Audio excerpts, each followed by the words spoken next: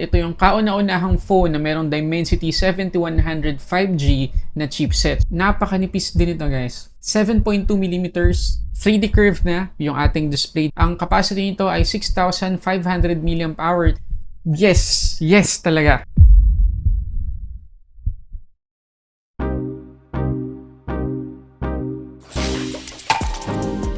Okay, so na-release na ng Infinix itong bagong Note Edge 5G at ito yung kauna-unahang phone na merong Dimensity 7100 5G na chipset. So curious tayo sa overall performance ng phone na to, hindi lang dun sa overall na speed niya, pati na rin yung battery performance niya, yung 5G connectivity at marami pang iba. So lahat yan pag-uusapan natin sa video na to, pero doon muna tayo sa presyo.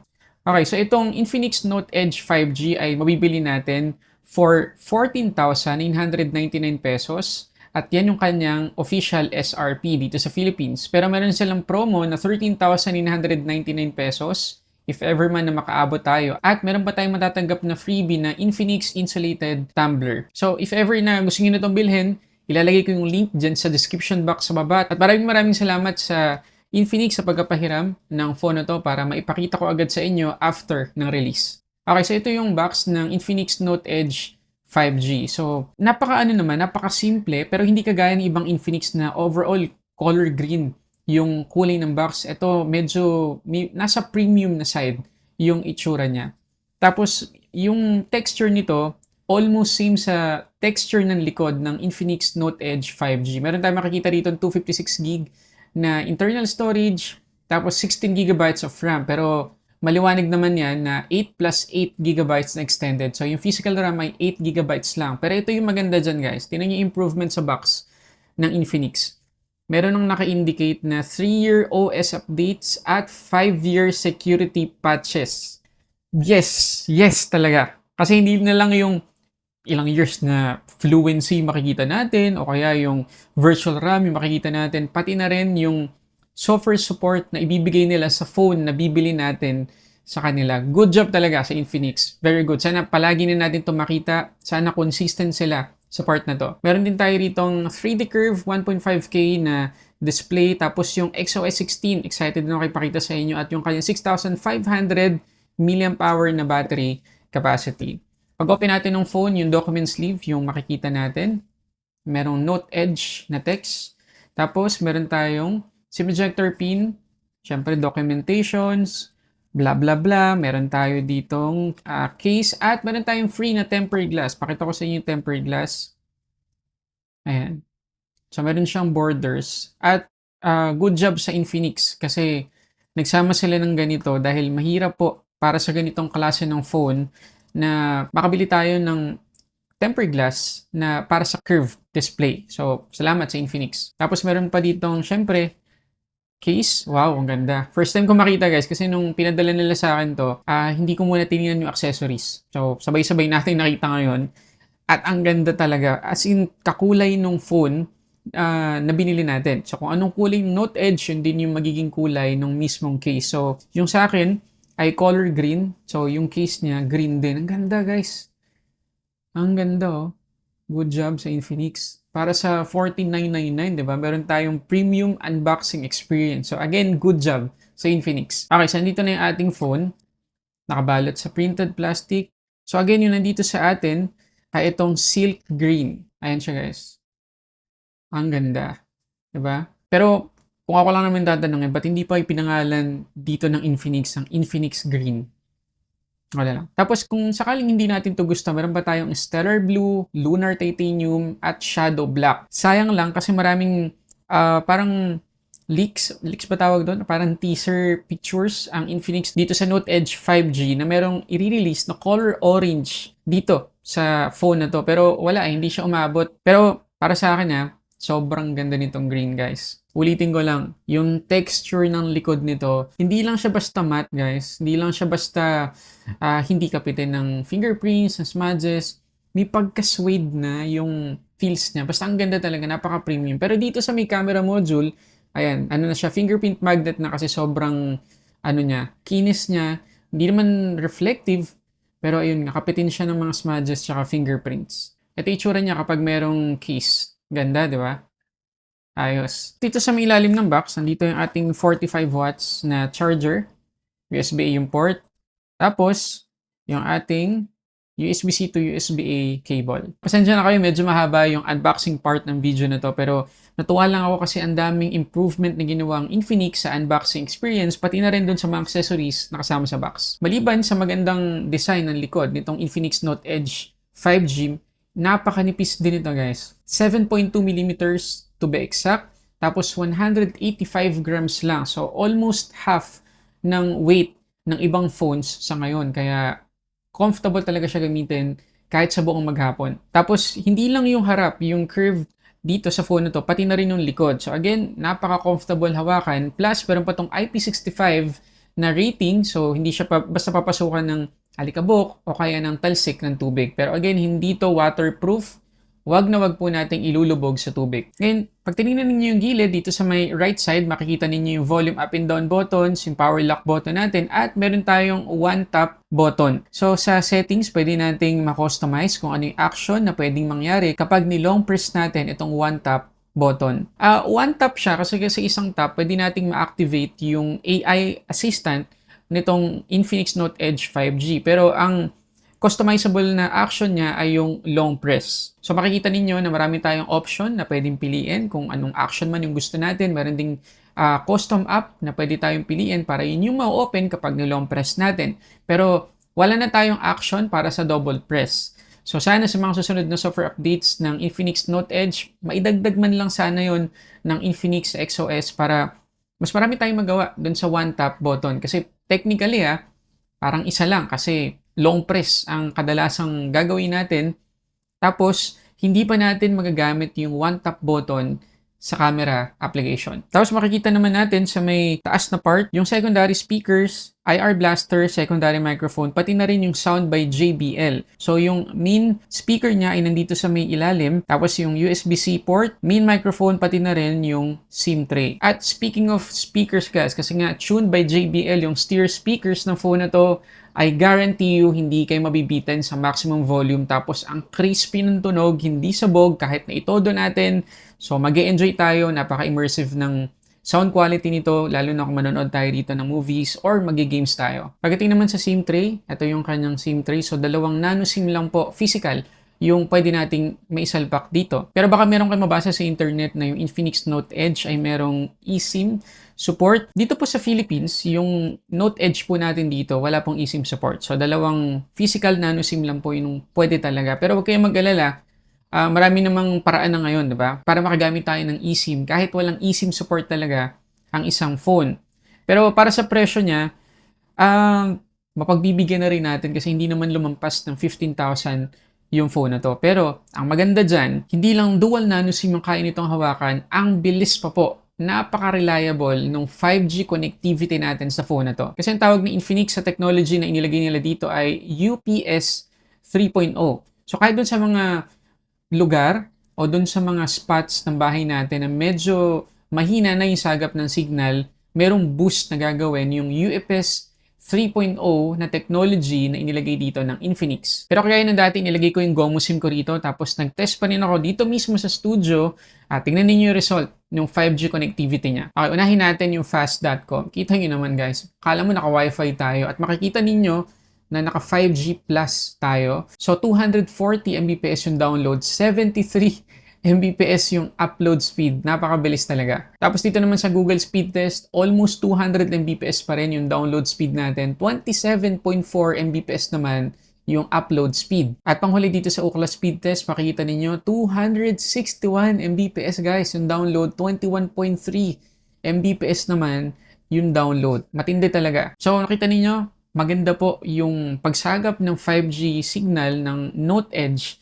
Lalo na kung gagamitin natin to sa mga apps na kailangan talaga ng tuloy-tuloy na 5G connectivity like yung mga GPS-based application. So, yung mga gagamit ng Waze, Google Maps sa everyday na mga ginagawa po nila at trabaho, maaasahan nyo po itong phone na to. Meron din tayong active halo lighting dito sa may camera module na pwede nating ma-customize syempre kung ano mang kulay yung gusto natin, kung anong behavior yung gusto natin, at magagamit natin yan sa mga notifications, incoming calls, charging, at marami pang iba. At itong Infinix Note Edge 5G ay naka Wi-Fi 6 na rin at Bluetooth 5.4. Ngayon pagdating naman sa display, meron tayo ditong 6.78-inch AMOLED, 1.5K resolution, 3D curved screen na 120Hz yung max refresh rate, 4,500 nits yung peak brightness, at meron tayong Corning Gorilla Glass 7i na protection. At good news guys, makikita ninyo dito sa Netflix application na level 1 yung ating widevine security, tapos full HD yung max playback resolution natin. So talagang ma-utilize at ma-enjoy natin yung napakagandang display ng phone na to. At imagine para sa ganitong presyo, sobrang ganda po talaga ng quality ng display. Kasi makikita nyo ngayon yung color reproduction niya. Although hindi sinabi ng Infinix yung color coverage ng phone na to. Pero sa mata ko, again, sa mata ko, maganda po. Accurate yung kulay na napoproduce niya. At makikita niyo naman dito sa mismong video na hindi maputla, hindi rin overly saturated. Tamang-tama lang. Napaka-natural ang dating. Pero gusto ko lang kayong i-remind guys na yung 120Hz na max refresh rate niya ay hindi natin may experience sa everyday na paggamit natin or sa usual na paggamit natin dito sa phone. Kasi for example, pag pumunta tayo sa settings, tapos tingnan natin yung display in brightness, tapos dito sa may screen refresh rate. So, tatlo po yung option natin dyan. Auto switch, standard, at saka high. At kung gusto natin ma-experience yung 120, select natin yung high and then makakaselect tayo ng app na pwedeng maka-experience ng 120 pero hindi siya ma-apply sa lahat ng application by default. So kung naka-auto switch lang tayo, maglalaro lang siya to 90, 60, 60 to 90.